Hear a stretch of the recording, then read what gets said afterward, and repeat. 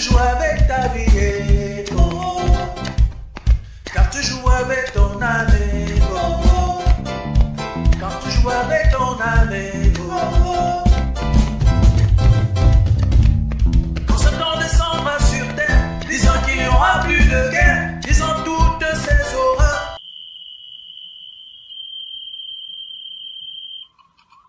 Parce que vous vous êtes servi de mon nom, non pour me servir, mais pour vous servir.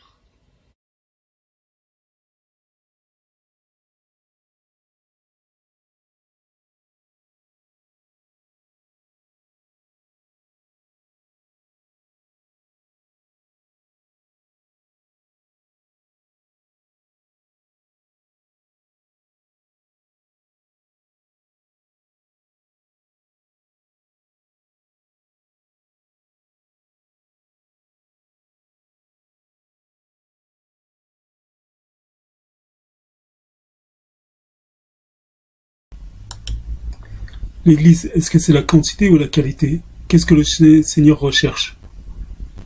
Est-ce qu'il faut ramener beaucoup de monde? Est-ce qu'il faut avoir des petits groupes pour bien les bâtir et réussir à les amener quelque part?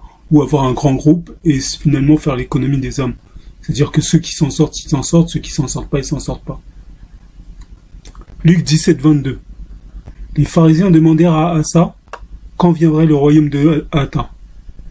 Il leur répondit, le royaume de Ata ne vient pas de manière à frapper les regards. On ne dira point, il est ici, ou il est là. Car voici, le royaume de Ata est au milieu de vous. Donc ici, on voit très bien que il vient pas de façon à frapper les regards. Ce sont des choses qui sont révélées. Ce sont des choses qui sont cachées. Mais pourtant, il y a des gens qui disent, dans mon église, il est là, venez le voir, il est voyant, et tout ça. C'est que des choses qui se manifestent par un travail. On le voit pas comme ça. Et pourtant, il y a des églises qui veulent faire croire comme quoi, afficher un gros panneau publicitaire, comme quoi il est là. Mais ici, on dit bien, le royaume de Ata ne vient pas de manière à frapper les regards. Beaucoup vont à l'église pour soulager leur conscience, pour fréquenter des gens, pour toutes sortes de raisons. Il y a toutes sortes de raisons d'aller à l'église. Mais la seule raison, c'est de rechercher le Seigneur. En fait, ils ont commercialisé le nom du Seigneur. Ils ont rendu les évangiles plus accessibles et plus faciles. Dans le sens où ils ont dit que si vous payez votre dîme, si vous venez à l'église, vous serez sauvés. Mais c'est pas le cas. Il faut travailler à son salut. Pour s'en sortir, il faut devenir Christ. En fait, ils ont fait ce qui leur faisait plaisir, ce qui leur apportait de l'argent, ce qui leur apportait ce dont ils avaient besoin, ce qui flattait leur ego. Et c'est pour ça qu'ils font ce genre de choses. C'est pour ça qu'ils ramènent beaucoup de personnes à l'église. Pour avoir de l'argent. Pour avoir des gens qui leur cirent les bottes, ce genre de choses. Pour leur ego personnel, en fait. Jean 6, 25. Et l'ayant trouvé au-delà de la mer, ils lui dirent, Rabbi, quand es-tu venu ici? Asa leur répondit, en vérité, je vous le dis, vous me cherchez non parce que vous avez vu des miracles, mais parce que vous avez mangé des pains et que vous avez été rassasiés. Travaillez non pour la nourriture qui périt, mais pour celle qui subsiste, pour la vie éternelle, et que le Fils de l'homme vous donnera, car c'est lui que le Père que Ata a marqué de son sceau. Donc ici, on voit très, très bien qu'il y a des gens qui suivent le Seigneur uniquement parce que leur ventre est rassasié. Une fois que leur ventre ne sera plus rassasié, ils ne suivront pas le Seigneur. Tant qu'ils reçoivent des bénédictions, ils suivent le Seigneur. Tant qu'il y a les bénédictions qui coulent, tout le monde est là. Tout le monde chante, tout le monde... Et dès qu'il n'y en a plus, ils trouvent une occasion de chute. Travaillez non pour la nourriture qui périt, mais pour celle qui subsiste pour la vie éternelle.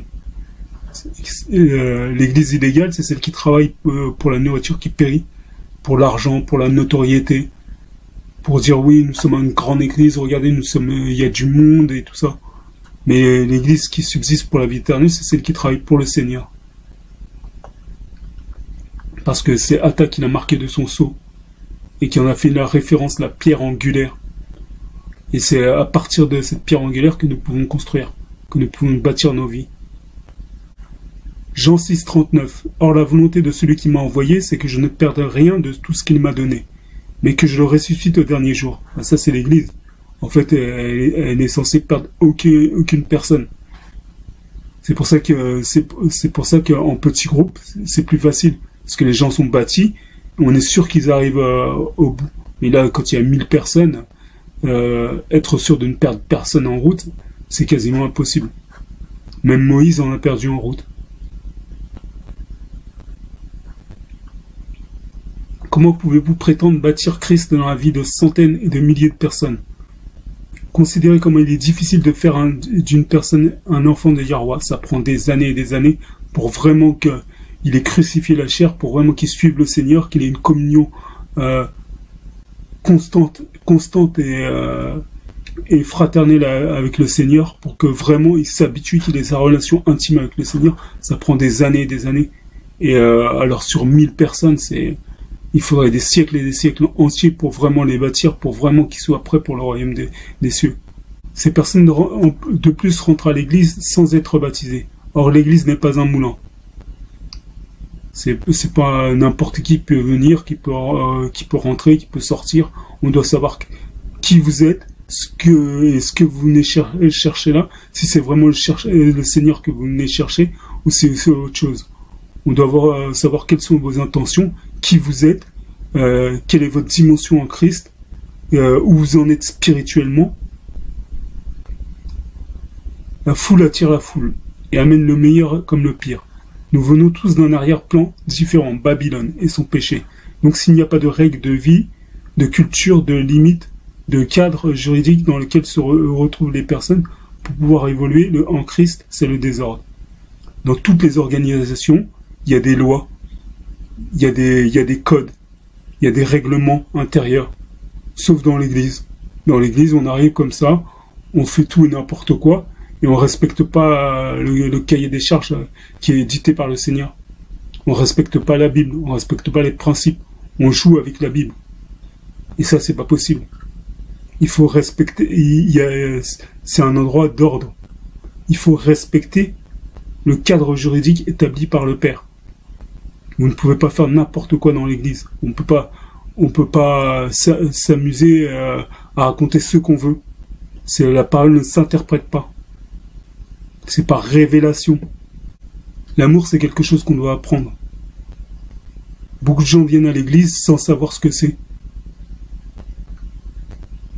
Ils pensent qu'ils vont recevoir des choses. Or l'amour consiste à donner. Mais eux viennent pour prendre des choses. Ils viennent pour recevoir du Seigneur et ils n'ont rien à donner. Ils ne travaillent pas sur eux-mêmes pour pouvoir donner quelque chose au Seigneur et pour qu'il y ait un échange. Et sans cet échange, il n'y a pas d'église. Si vous ne grandissez pas, il faut apprendre l'amour. L'amour, c'est quelque chose qui s'apprend au contact des uns des autres, au contact du Seigneur. Dans cette relation intime, il nous apprend à aimer les autres. Et même aimer nos ennemis. 1 Pierre 4, 8. Avant tout, ayez les uns pour les autres un ardent amour, car l'amour couvre une multitude de péchés. Alors si vous êtes dans une église où il y a 100 ou 1000 personnes et que l'amour couvre une multitude de péchés, vous imaginez bien qu'au bout d'un moment, ça sera le désordre. Ça sera le désordre, on ne pourra pas tenir les gens parce qu'il y a des gens qui ne sont pas baptisés, il y a des gens qui viennent pour toutes sortes de raisons. On va retrouver des arnaques, on va retrouver tout ce qu'il y a dans le monde en fait, les mœurs du monde. Par exemple, la façon de s'habiller, la façon de parler.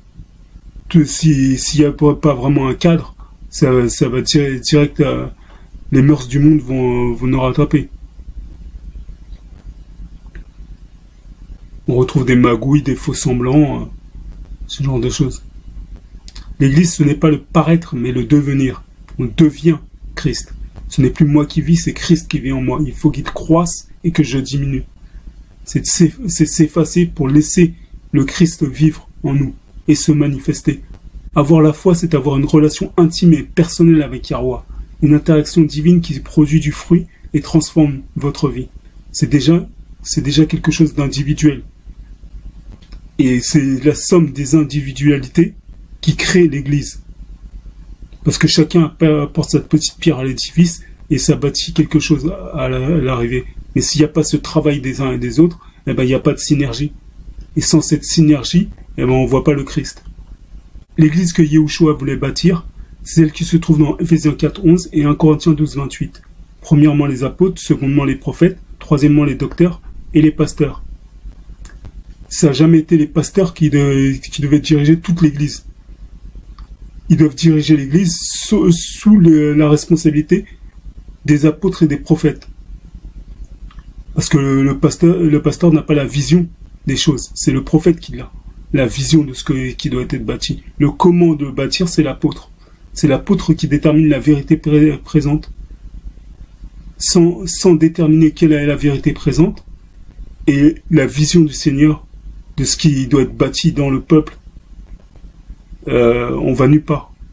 Et s'il y a pas ça, c'est pas possible d'avoir une église. Parce que si vous n'avez pas de vision, vous savez pas ce qu'il faut bâtir, vous bâtissez tout et n'importe quoi. Il y a un ordre dans l'église et c'est cet ordre qui doit être respecté. Pour le perfectionnement des saints et arriver à la stature parfaite du Christ. Ephésiens 2:8, car c'est par la grâce que vous êtes sauvés, c'est pas par nos propres moyens. Par le moyen de la foi, par notre conviction de la vérité, par notre conviction de l'espérance. De savoir que Ata est un L puissant qui rémunère ceux qui le cherchent de tout leur cœur. Ephésiens 2:8, car c'est par la grâce que vous êtes sauvés, non pas par vos propres moyens, non par vos œuvres, par le moyen de la foi, de la conviction de la vérité présente. Et cela ne vient pas de vous, c'est le don de Ata. C'est Ata qui vous sauve. C'est Ata le Sauveur, c'est lui, à travers Christ, qui nous donne la parole pour nous sauver. Qui nous donne le moyen, la stratégie pour nous sauver. Ce n'est pas par les œuvres, donc c'est pas le fait d'avoir une grande église, c'est pas le fait d'avoir du monde qui vous glorifie. Déjà, il est écrit « Malheur à vous quand les hommes diront du bien de vous ». Donc si vous avez des milliers de personnes qui disent soi-disant du bien de vous, ils ont fait pareil avec les prophètes, ils leur disaient des bonnes choses par devant et par derrière, ils avaient envie de les tuer. Car on reconnaît l'arbre à son fruit. Il suffit pas d'écouter des gens, mais regardez leurs fruits, regardez les fruits qu'ils portent. Et si par ces fruits vous n'êtes pas convaincu, demandez au Seigneur directement.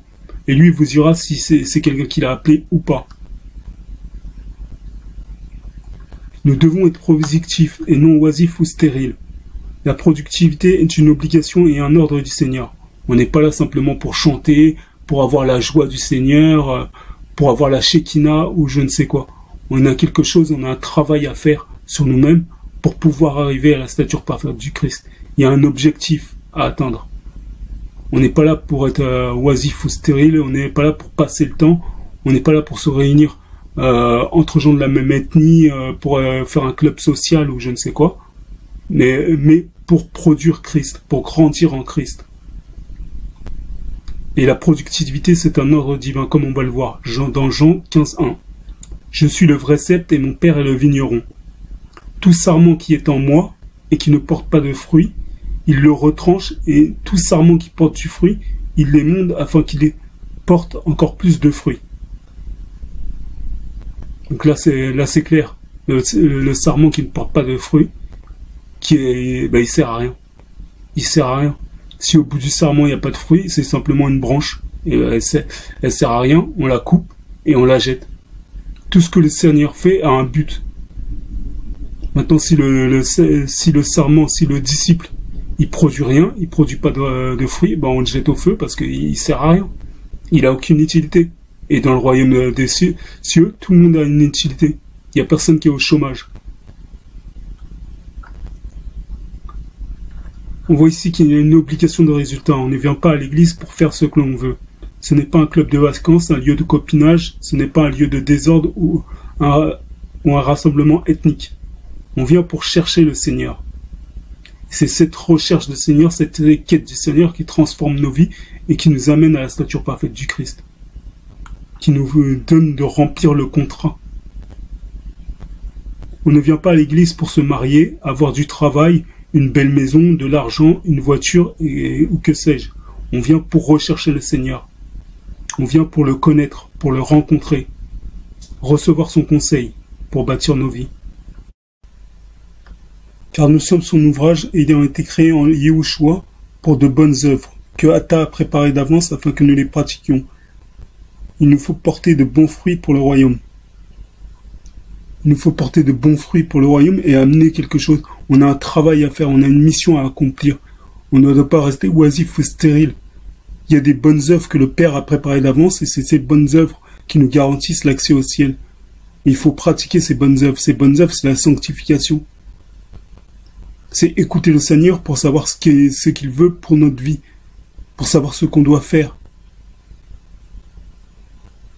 On peut pas, il ne s'agit pas que de chanter, de venir à l'église, d'avoir la joie et tout ça. Il faut aller beaucoup plus loin. Le Seigneur recherche, c'est la qualité, pas la quantité. Moïse est sorti avec 400 000 personnes d'Égypte, et il n'y a qu'une petite partie qui a réussi l'objectif. Du temps de Noé, il n'y avait que 8 personnes qui étaient justes.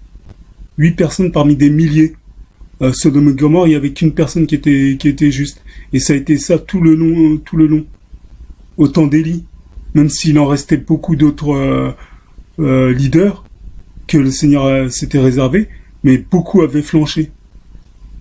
Et c'est toujours ça, il n'y a toujours qu'une infime partie qui survit. Mais le reste ne suit pas. À chaque fois, il y a un tri qui est fait, parce qu'il y a des gens qui ne suivent pas le Seigneur. Et le Seigneur, il est venu pour cette petite partie qui peut le suivre et qui peut aller loin avec lui. Jusque dans l'éternité. Donc ça sert à rien de ramener la foule. L'Église est là pour trancher, séparer le bon du mauvais, séparer la lumière et les ténèbres, pour donner un vrai sens à la vie du croyant, afin de lui donner sa vraie identité céleste qui est opposée à son identité terrestre. L'esprit et la chair, en fait. Et pour donner un vrai sens à sa vie, il n'est pas flottant à tout vent de doctrine, mais il est bâti, et il sait où il va, il sait ce qu'il a à faire, il a des convictions, il a des valeurs, des principes qu'il défend dans sa vie, tous les jours. Il fait des efforts permanents, en fait. Tout le monde ne peut pas rentrer dans l'église. Dans l'arche, tout le monde ne pouvait pas rentrer parce qu'il faut une certaine identité. On ne peut pas rentrer comme ça dans le royaume des cieux. Il faut une identité, il faut une nature, un caractère. Tout ça, c'est Christ qu'il faut produire pour pouvoir rentrer. Sinon, vous ne pourrez pas rentrer là. Il y a des places réservées et attitrées. Romains 8, 28. Nous savons du reste que toutes les choses concourent au bien de ceux qui aiment Yahweh, de ceux qui sont appelés selon son dessein. Donc c'est lui qui les appelle. Car ceux qu'il a connus d'avance, il les a aussi prédestinés à être semblables à l'image de son Fils, afin que son Fils fût le premier-né entre plusieurs frères. Donc il les a connus d'avance, ça veut dire qu'il a prévu qui serait là et qui ne serait pas là. Il a vu dans le cœur des gens ceux qui le suivraient et ceux qui ne le suivraient pas. Et ceux qu'il a prédestinés, il les a aussi appelés. Et ceux qu'il a appelés, il les a aussi justifiés.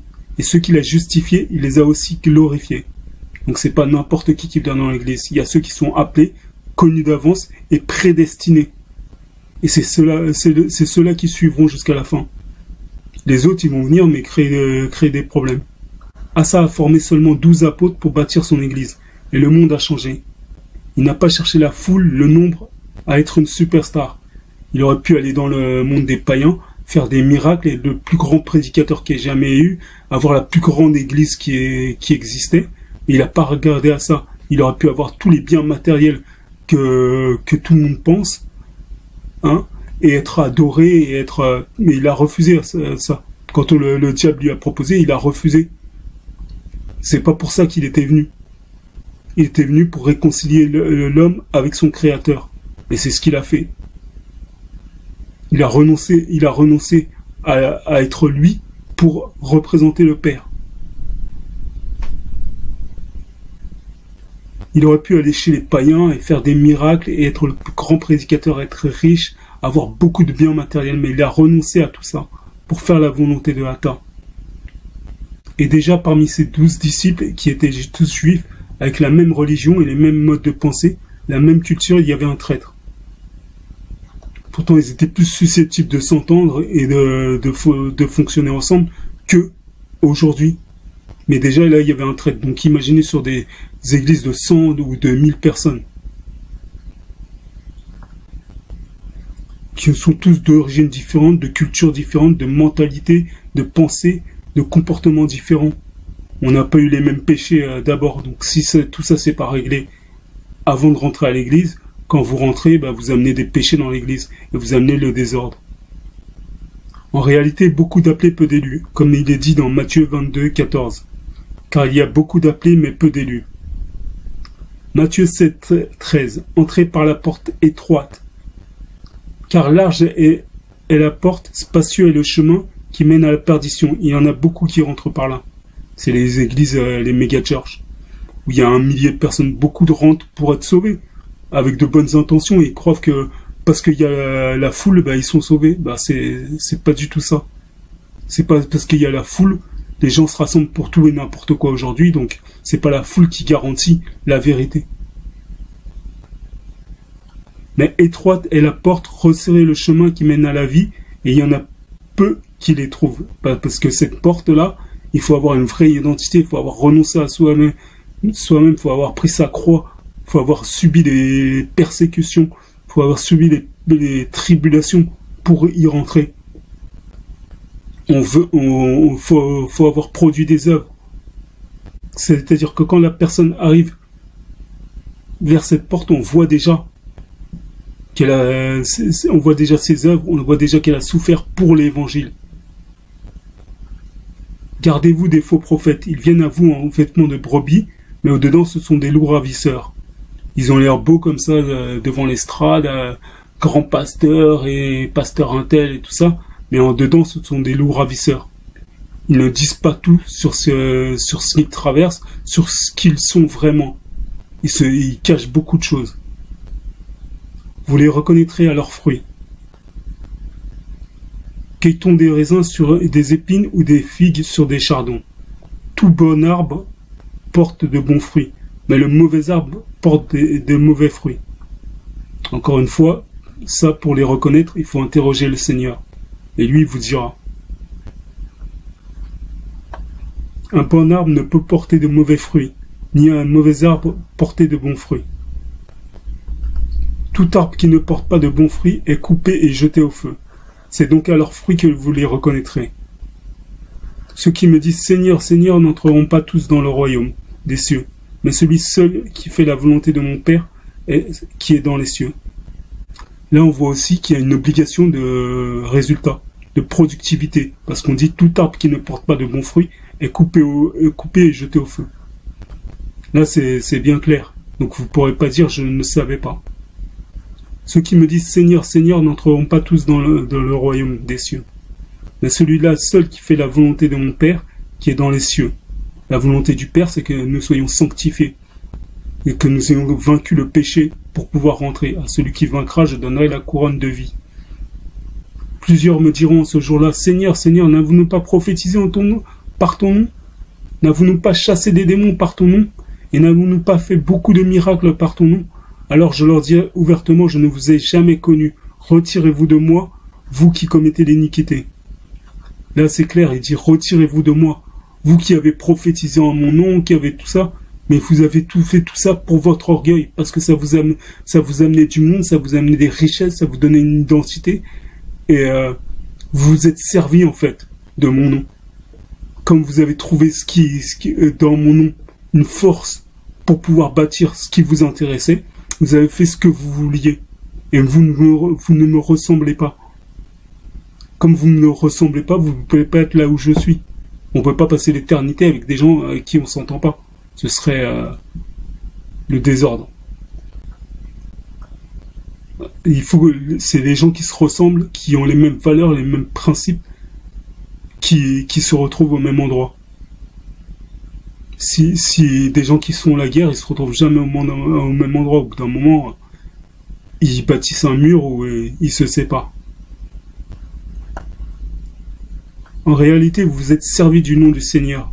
Vous avez pris ce qu'il vous plaisait, sans vous soumettre à l'ordre divin.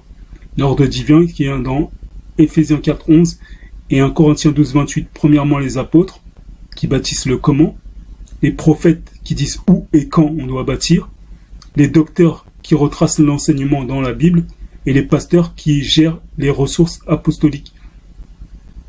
Et le docteur, il s'assure aussi que tout a été compris dans l'enseignement par le peuple. Vous avez négligé la parole au profit de vos désirs, de vos passions, de vos intérêts, de votre ego. Or, l'amour ne recherche point son intérêt, mais celui d'autrui. L'amour n'est pas centré sur soi-même, mais sur l'autre. L'amour, c'est donner, c'est pas recevoir. L'amour n'est pas selon nos propres projets, notre propre vision. Il est désintéressé. Puisque déjà, il faut le rappeler, vous êtes censé être mort aux passions, aux désirs de ce monde. Au désir d'être grand, d'être admiré, tout ça. Il n'est pas égocentrique. Donc on peut se demander, est-ce que les gens qui font ça, ils ont vraiment de l'amour pour le peuple? Est-ce qu'ils ont vraiment de l'amour pour le Seigneur? Qui ils aiment et avec qui ils ont des relations intimes pour pouvoir produire ce qu'ils produisent. Vu qu'on reconnaît l'arbre à ses fruits, de quel arbre ils se nourrissent pour produire ce qu'ils produisent et pour faire ce qu'ils font. Est-ce qu'ils ont vraiment de l'amour dans le cœur? Ou est-ce que ils sont là pour d'autres raisons? L'amour ne recherche pas son propre intérêt, donc ils recherchent l'intérêt d'autrui, et eux recherchent leurs propres intérêts. 2 Timothée 2:19. Néanmoins, le solide fondement de Hata reste debout avec ses paroles, qui lui servent de sceau. Le Seigneur connaît celui qui lui appartient, donc ça sert à rien de ramener la foule. Il sait qui lui appartient, qui passera, qui sera dans l'éternité.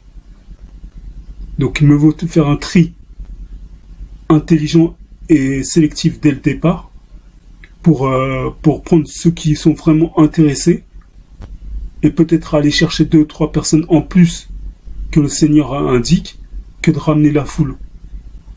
La foule qui va freiner en fait l'action du Seigneur. Tout simplement. Quiconque prononce le nom du Seigneur, qu'il s'éloigne de l'iniquité. Quiconque prononce le nom du Seigneur, qu'il s'éloigne de l'iniquité.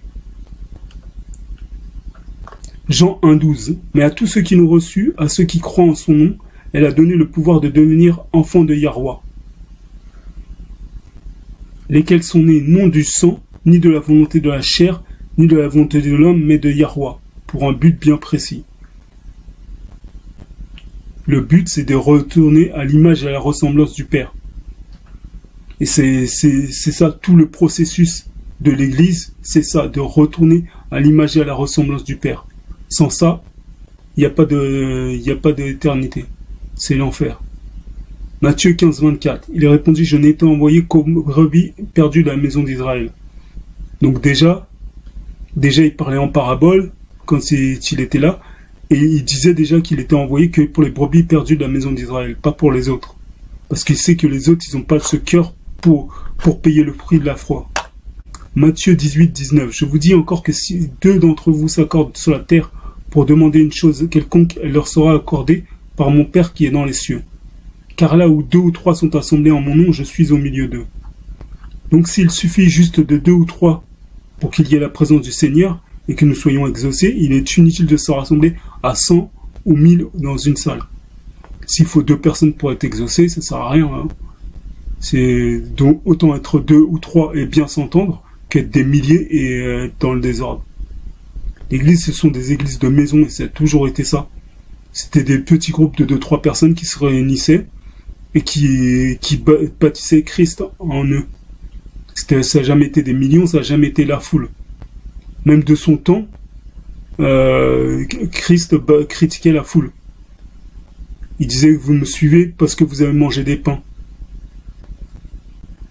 Pour bien étudier et pour bien comprendre, poser des questions, se sentir à l'aise, il faut un petit nombre. Comment voulez-vous que le frère de condition humble, qui n'attire pas les regards, qui est silencieux, timide, qui est un peu plus réservé, puisse exister et que l'on sache ce que Yahweh a mis en lui, s'il n'a jamais eu l'occasion de s'exprimer ou d'exprimer sa foi? Bien souvent, il est derrière et personne ne s'en occupe. Personne ne se soucie de lui. Puisque dans ces églises, grand format, seuls ceux qui se mettent en avant sont considérés. Ceux qui sont beaux, ceux qui ont une belle voix, ceux qui racontent tout et n'importe quoi, eh ben c'est eux qui sont devant. Le petit nombre facilite les échanges, les partages, tandis que la foule met à part les gens.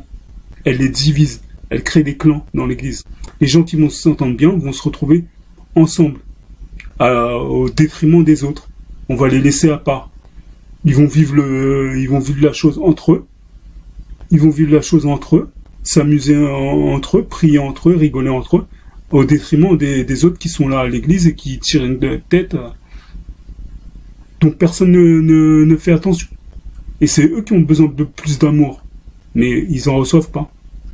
Et ils sont mis à l'écart. Et quand il y a un scandale qui éclate, après, tout le monde se plaint. En petit nom, chacun peut produire la dimension du Christ qui est en lui. Chacun peut faire des progrès. On peut veiller les uns sur les autres. Tandis que dans la quantité, ce sont uniquement les plus forts, ceux qui parlent le mieux, ceux qui présentent le mieux, qui présentent bien, qui expriment leur talent. Les autres doivent écouter en silence. Ils n'ont pas droit au chapitre. Les leaders font l'économie des âmes. Ils ne s'intéressent pas à elles, mais à ce qu'elles peuvent leur apporter. L'économie des âmes, ça veut dire qu'il sait très bien que sur 1000 personnes qu'il a, ou même sur 100 personnes, il sait très bien que s'il a un minimum de conscience, il sait très bien qu'il y en a beaucoup qui sont pas si accrochés que ça au Seigneur. Il sait très bien qu'il y en a beaucoup qui passeront pas. Il n'est pas aveugle. Au royaume des aveugles, borne peut être roi, comme on dit. Vous ne pouvez pas dire que dans une église de 100 ou de 1000 personnes, vous avez le souci de toutes les âmes et de bâtir Christ en chacun d'eux. En réalité, beaucoup sont laissés de côté, voire ignorés. Les gens on accepte qu'ils viennent parce qu'ils donnent leur dîme, parce que ça rapporte beaucoup d'argent. C'est pour ça que les églises sont remplies, c'est pour ça qu'on ouvre la porte grande. Mais si on avait le souci de bâtir Christ dans chaque personne, eh ben on n'ouvrirait pas les portes aussi grandes. On serait sélectif. Et c'est ce qui était au début. Et c'était très sélectif. Et après, pour des besoins d'argent, pour des besoins pour payer la salle, voilà, ben donc faut la foule, faut attirer la foule, au mépris du Christ. Tout le monde n'a pas les mêmes besoins. Ce n'est pas la cantine où tout le monde a le même menu. Les gens ont besoin de la nourriture particulière et spécifique à leur situation. C'est pas vous arrivez, vous balancez un texte ou un enseignement que vous avez reçu et tout le monde part. Certains en sont au lait, d'autres à la viande. Certains sont des bébés spirituels et d'autres sont déjà des disciples. C'est là où il y a les manipulations. D'autres se connaissent la parole et ils manipulent les plus faibles dans l'église. Et il y a toutes sortes de scandales qui éclatent. Et au nom de l'église, ben, on étouffe pour garder la notoriété de l'église au détriment de la vérité. Dans ces églises, seul le pasteur et son équipe comptent. Les autres sont spectateurs. Spectateurs et non pas acteurs. Ils font pas partie de la chose. C'est le pasteur et ses disciples, c'est eux qui sont Christ, c'est eux qui sont tout. Et voilà. Et l'église derrière, c'est simplement des participants, quoi. Participants à une grande kermesse, à une grande comédie, quoi. On arrive, on chante, on se fait sermonner, on chante encore et on part. Premier service terminé, c'est le service à la chaîne, quoi. Premier service terminé, deuxième service, il y en a qui font 3-4 cultes comme ça par jour, quoi. Qu'est-ce que les gens ont compris? On ne sait pas. Qu'est-ce qu'ils vont bâtir dans leur vie? On ne sait pas. Il n'y a pas d'échange, de partage, on ne sait pas comment on va, comment on a passé la semaine. Si une personne est attaquée, on ne sait pas. Si une personne s'est fait bombarder par le diable toute la semaine, on ne sait pas. Et cette personne ne sera jamais guérie. Parce qu'elle ne connaît pas le comment. Nous sommes tous membres d'un même corps. Et nous devons affronter les épreuves ensemble. Il n'y a personne qui doit être laissé pour compte. Le comportement dans l'Église, Galates 6, 22. Portez les fardeaux des uns des autres, et vous accomplirez ainsi la loi de Christ. Si quelqu'un pense être quelque chose, quoi qu'il ne soit rien, il s'abuse lui-même. Donc beaucoup de leaders, beaucoup de pasteurs s'abusent eux-mêmes en croyant qu'ils sont quelque chose devant le Seigneur, alors que personne ne les connaît au ciel. Et que bien souvent, personne ne les a appelés. Mais juste parce que peut-être des fois ils ont vu un peu de lumière et voilà quoi. Ils sont partis bâtir des châteaux en Espagne et qu'on sort. Que chacun examine ses propres œuvres, alors il aura sujet de se glorifier pour lui seul, et non pas par rapport à autrui. Car chacun portera son propre fardeau. Chacun porte son propre fardeau, mais on peut s'aider entre nous. Seuls ceux qui s'entendent bien entre eux vont s'aider. Les autres, personne ne va les aider, parce que c'est l'amour selon le monde, c'est profiter les uns des autres. Et c'est cet amour qu'on retrouve de plus en plus dans l'Église. C'est cet amour qui n'est pas de l'amour en fait. Philippiens 2,4. Que chacun de vous, au lieu de considérer ses propres intérêts, considère aussi ceux des autres. Ne pas être égoïste, ne pas penser qu'à soi. C'est pas le moi-je, moi-je, moi-je. C'est nous. Romains 12,10. Que l'amour soit sans hypocrisie, donc qu'il soit basé sur la vérité. Ayez le mal en horreur, attachez-vous fortement au bien. Par amour fraternel, soyez pleins d'affection les uns pour les autres. Par honneur, usez de prévenance réciproque. Par amour fraternel, soyez pleins d'affection les uns pour les autres. Ayez de l'amour, aimez-vous les uns les autres. Ne vous regardez pas comme ça, mais parlez-vous, aidez-vous, supportez les uns des autres. Surtout, portez les fardeaux des uns des autres. Ayez du zèle et non de la paresse. Soyez fervents d'esprit. Servez le Seigneur. Réjouissez-vous dans l'espérance. Soyez patients dans l'affliction. Persévérez dans la prière. Pourvoyez aux besoins des saints. Exercez l'hospitalité. Visitez-vous les uns les autres pour savoir comment vous allez, comment vous vivez la parole, comment vous évoluez en Christ.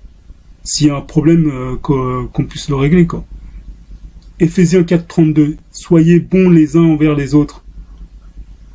Compatissants.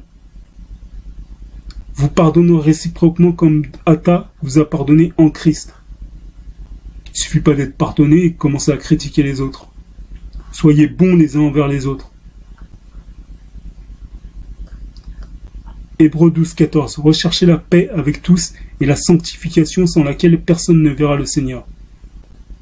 Sans sanctification, personne ne verra le Seigneur. Si vous n'avez pas crucifié la chair, si vous n'avez pas rejeté le péché, personne ne verra le Seigneur. Veillez à ce que nul ne se prive de la grâce de Yahweh. Pour ne pas se priver de la grâce de Yahweh, il faut qu'il y ait des échanges, du partage dans l'Église. À ce qu'aucune racine d'amertume poussant des rejetons ne produise du trouble et que plusieurs ne soient infectés. Il suffit d'une toute petite pomme pourrie pour pourrir tout un cajot. Donc faites attention. Et si vous connaissez pas cette personne qui a un fruit pourri, en fait, elle va gâter toute l'Église. À ce qu'il n'y ait ni impudique, ni profane, comme Ésaü qui, pour un mets, vendit son droit d'aînesse. Des impudiques. Des gens qui viennent à l'Église en s'habillant de manière comme dans le monde, quoi. Mais l'Église, c'est pas un espace de liberté. C'est pas un espace comme dans le monde où vous faites ce que vous voulez. Vous êtes soumis au Christ et à ses valeurs. Et que dit la Bible? Qu'on doit être habillé décemment. Vraiment, des fois, on voit des gens venir dans l'église, on se demande qu'est-ce qu'ils ont compris et où ils viennent, pourquoi ils viennent là, quoi. 1 Corinthiens 12, 25.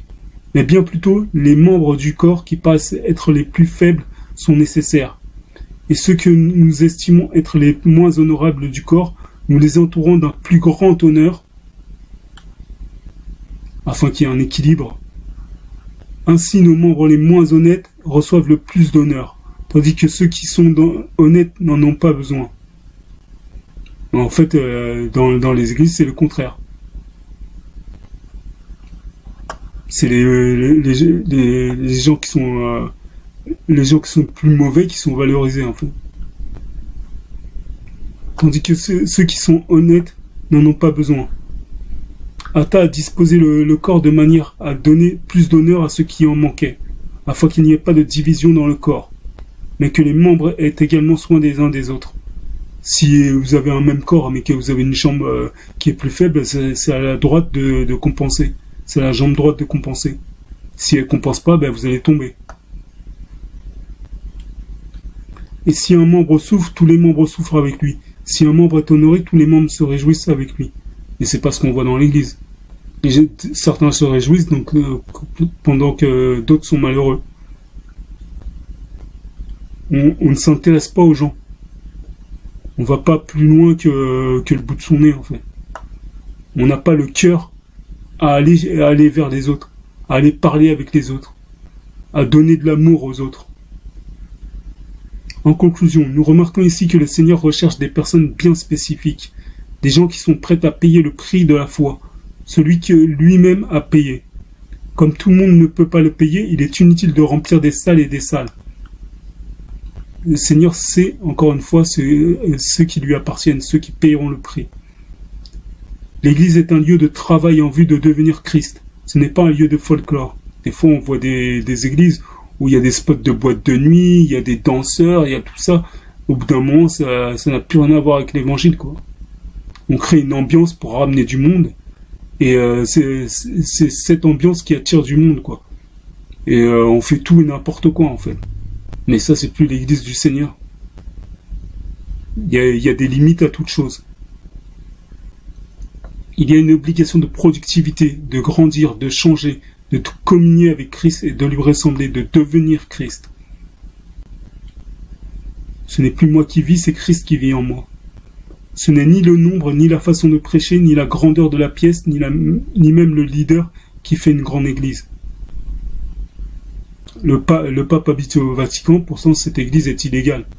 Parce qu'elle adore Marie, elle adore je sais pas combien de saints, donc c'est une église illégale. Mais si on regarde dans la chair, on se dit oui, c'est magnifique, il a une grande église, il est le chef de milliards d'églises dans le monde, et on le valide. Mais en fait, au ciel, il est dévalidé depuis fort bien longtemps, quoi. C'est l'attachement à la parole du Seigneur et la proximité entre ce qu'il dit et ce qu'il est fait. On regarde ce qui est bâti, les fruits que ça produit. Et on regarde que les méga-churches produisent plus de mauvais fruits que de bons fruits. Mieux vaut une église de 3 personnes qui fonctionne bien qu'un millier qui dysfonctionne. Il est très facile de rentrer dans ces églises et de finir par croire que parce qu'il y a la foule, il y a la vérité. Or, c'est pas du tout vrai. C'est pas parce que vous êtes nombreux qu'il y a la vérité. C'est pas parce que vous êtes nombreux que forcément le pasteur est validé, que l'église est validée. La foule attire la foule. Et le péché aussi. La foule ne garantit rien, surtout pas la qualité, car les gens se rassemblent pour tout et n'importe quoi dans ce monde. Dès qu'il y a un peu de lumière quelque part, dès qu'il y a un peu d'ambiance quelque part, vous verrez du monde. Se dire que le Seigneur ne peut pas sacrifier toutes ces personnes est une grosse erreur. On a tendance à se dire que quand on est dans une grande église, le Seigneur va pas tuer tout le monde. Mais il l'a fait dans Sodome et Gomorrhe, il l'a fait à l'époque de Noé. Une personne qui a été tuée pour le veau d'or. Il l'a déjà fait. Il le refera parce que ces gens ne lui ressemblent pas, ces gens ne veulent pas payer le prix. En réalité, si tu n'obéis pas à sa parole, tu ne lui appartiens pas. Tu ne pourras pas être à ses côtés dans les lieux célestes. Si tu ne respectes pas la hiérarchie qu'il lui-même a établie dans l'Église, tu ne pourras pas y arriver.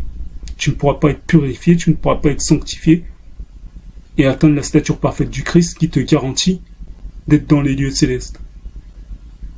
Matthieu 16, 18. Et moi je te dis que tu es Pierre et que sur cette pierre je bâtirai mon église et que les portes du séjour des morts ne prévaudront point contre elle. Le péché ne prévaudra pas contre elle.